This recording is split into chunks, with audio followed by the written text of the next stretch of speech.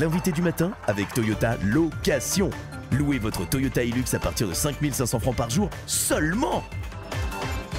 Bonjour Jean-François Baudin. Bonjour Nicolas. On va s'intéresser ce matin à la situation des concessionnaires automobiles puisque vous recevez le président de l'association des concessionnaires automobiles de Nouvelle-Calédonie. Oui, Laurent Jandot, bonjour. Bonjour Jean-François, bonjour aux auditeurs. Merci d'avoir accepté notre invitation pour faire un point effectivement sur ce secteur des concessions automobiles dont on sait qu'il a été particulièrement touché, notamment au premier jour des émeutes dans cette première quinzaine du mois de mai. Alors d'abord, si on doit dresser un état des lieux de ce secteur, de vous-même et de vos confrères, quel est-il? Qu'est-ce qu'on pourrait en dire? Eh bien, la situation est très difficile, vous venez de le rappeler. Le secteur automobile a été particulièrement touché à partir du 13 mai. Plusieurs concessions, environ 1000 voitures neuves ont été détruites. Je rappelle également que le secteur n'était pas vaillant avant les exactions, puisque nous faisions face à une baisse importante du marché, essentiellement liée aux problèmes avec le secteur minier. Donc aujourd'hui, c'est un pas de plus vers la catastrophe et il va falloir faire le nécessaire pour se relever rapidement. Alors dans un premier temps, il s'agissait de mettre les véhicules qui restaient encore à l'abri et puis de faire les constats, d'engager les procédures d'assurance. Où est-ce qu'on en est? Est-ce que les choses avancent à un rythme qui vous satisfait? Oui, globalement, elles avancent bien. Les assurances ont fait un gros travail. Les sinistres sont, les experts se sont déplacés, les sinistres sont étudiés, les rapports sont faits. Certaines entreprises ont pu déjà percevoir une avance sur ces sinistres-là. C'est pas notre cas, mais ça ne saurait tarder, je pense. Donc, de ce côté, du côté des assurances comme du côté des banques, je trouve qu'il y a un soutien assez actif. Alors quelles sont maintenant les priorités? C'est de reconstruire les concessions, c'est de se réorganiser, comment les choses se mettent en place? Les reconstruire, on n'en est pas là encore malheureusement. Se réorganiser, ça a été la première priorité dès le premier jour des exactions. Pour ceux qui ont perdu des concessions, il faut donc relocaliser ces équipes qui malheureusement n'ont plus de bureau ni de lieu de travail.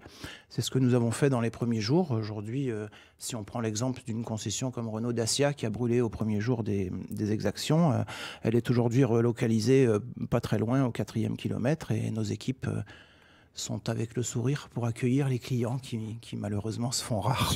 On va y venir bien sûr parce qu'il y a aussi évidemment des stocks à gérer, des réapprovisionnements à faire dans des conditions très compliquées. Un mot peut-être sur le recours au chômage partiel ou même au chômage total qui a été fait dans votre secteur. Est-ce qu'il y a eu des pertes d'emploi et est-ce qu'il y a d'autres pertes d'emploi qui pourraient suivre?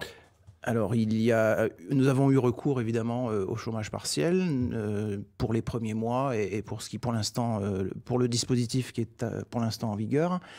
Il y a eu malheureusement des pertes d'emploi puisqu'il y a eu des entreprises totalement détruites qui n'avaient aucune chance de reprendre dans un délai suffisant pour conserver les collaborateurs. Donc, nous en avons eu. Je connais des collègues qui en ont eu aussi. Et puis, il risque d'y en avoir d'autres puisque il va falloir être attentif dans les semaines et mois à venir. Et si l'économie ne redémarre pas, il va y avoir des problèmes sociaux.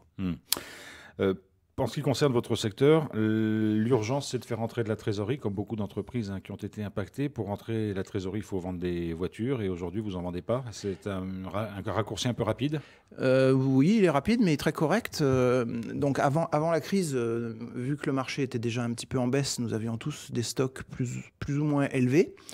Les exactions sont arrivées et donc les clients, comme je le disais, se font plus rares et effectivement, c'est un problème de trésorerie auquel nous faisons face les uns les autres. Nous ne stockons pas des bonbons, nous stockons des voitures, des camions. Lorsqu'une voiture arrive au port, il faut savoir qu'elle a été commandée il y a 7-8 mois. Quand un camion arrive au port, il a été commandé il y a 12 à 18 mois. Donc ça fait un grand délai de latence. Il y a des voitures qui ont été brûlées en mai que nous n'avons pas payées encore. Donc tout ça, et comme vous le disiez à l'instant, il faut rentrer de l'argent pour permettre de le sortir ensuite et de s'acquitter des dettes que nous avons. Et pour l'instant, on ne pense pas, j'imagine, du côté des constructeurs, des concessionnaires automobiles, à passer de nouvelles commandes pour faire venir de nouveaux véhicules en Calédonie. Ça va se réguler? Comment vous voyez les choses? Pour l'instant, c'est relativement exclu, puisque nous avons un marché qui est quasiment à l'arrêt. Les chiffres du mois de mai ont été d'une centaine d'immatriculations, contre 6 à 700 d'habitude. Le mois de juin est à 300 avec une grosse partie pour les forces de l'ordre, ce qui ne sont pas des clients comme tout le monde. Donc nous sommes à 30% du marché à peu près. Donc pour l'instant, il n'est pas question pour la majeure partie d'entre nous de commander des voitures, mais de faire avec ce qu'on a et surtout d'essayer de leur trouver à chacune un client. Est-ce que ça veut dire aussi que pour vous, il va falloir peut-être vous intéresser un peu plus au marché des ventes de véhicules qui ne sont pas neufs? Les occasions, vous voulez dire? Oui. Oui, c'est un marché qui de toute façon a sa clientèle. Il se peut qu'elle soit un petit peu dopée par les problèmes financiers que vont rencontrer les gens. Je pense à ceux qui ont perdu un véhicule qui n'était pas forcément de toute jeunesse. L'assurance va leur donner 3 francs 6 sous qui ne leur permettra pas de racheter un véhicule neuf. Donc le marché de l'occasion il se porte ni bien ni mal, il poursuit son chemin. Sachant qu'il y a également énormément de voitures d'occasion qui ont été détruites pendant les exactions. Alors vous l'avez dit, une centaine d'immatriculations, je crois, pour le mois de juin. Vous avez rappelé, au lieu de 6 à 700 habituellement. Les clients, on l'imagine, rencontrent aussi pour certains des difficultés financières sur des véhicules qui sont en train d'acheter, qui n'ont pas complètement payé. Il peut y avoir des traites. Vous êtes adossé à des organismes de crédit. Est-ce que vous sentez là aussi que les choses se tendent et que ça tire? Bien sûr. On le sent tous les jours. On a affaire à des gens qui ne sont plus à même de faire face à leurs échéances. Donc malheureusement, nous ne sommes pas une banque, donc nous n'avons pas les mêmes moyens pour accompagner ces gens. Néanmoins, on essaye de faire de notre mieux, échelonner certains paiements. Certains rendent le véhicule, tout simplement, lorsqu'il s'agit de location longue durée et qu'ils ne peuvent plus faire face au loyer. Donc nous rencontrons tout un tas de cas différents que l'on essaye d'accompagner tant bien que mal. Alors il y a l'urgence que vous gérez les uns et les autres, le court terme. Est-ce que vous arrivez à vous projeter un petit peu dans le moyen, voire le long terme, pour imaginer ce que pourraient donner les choses dans quelques mois? Non, pas du tout. Je suis désolé d'être un peu brut dans la réponse, mais non, on vit au jour le jour. On fait nos comptes chaque matin et voir combien il va falloir trouver d'argent pour le lendemain. Pour l'instant, la priorité est là.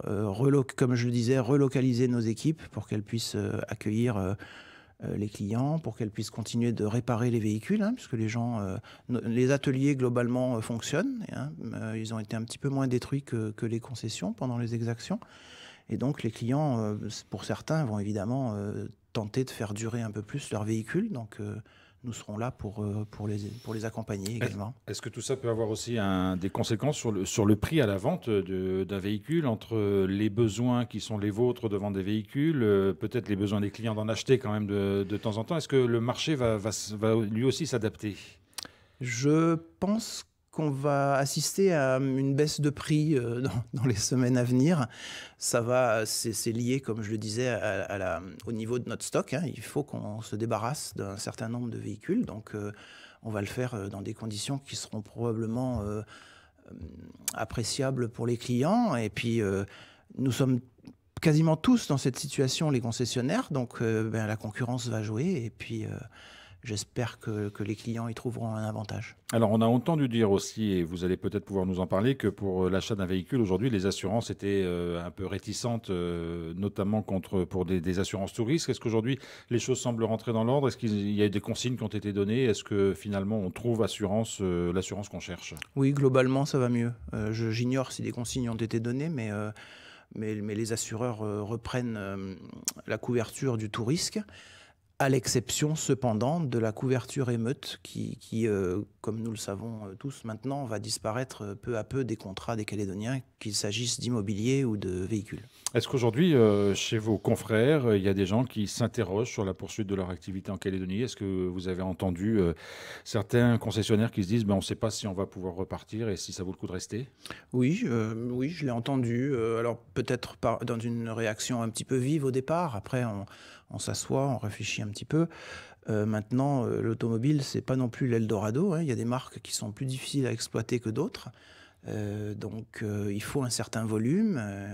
Et si vous n'avez pas ce volume, elles ne sont pas intéressantes à exploiter. Donc, il se peut que, suite à ces événements, certaines marques viennent à disparaître. C'est envisageable. C'est envisageable. Certainement pas des marques de premier plan, mais Donc le choix sera restreint peut-être dans les mois et les années qui viennent aussi. Oui, c'est possible, d'autant qu'il faut rappeler ce que représente la Nouvelle-Calédonie en termes d'automobile. Hein. C'est 8000 véhicules neufs par an, c'est une goutte d'eau dans le monde.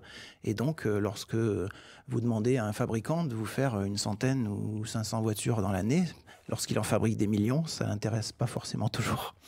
Laurent Jandot, président de l'association des concessionnaires automobiles, merci beaucoup d'avoir été notre invité ce matin. Merci à vous.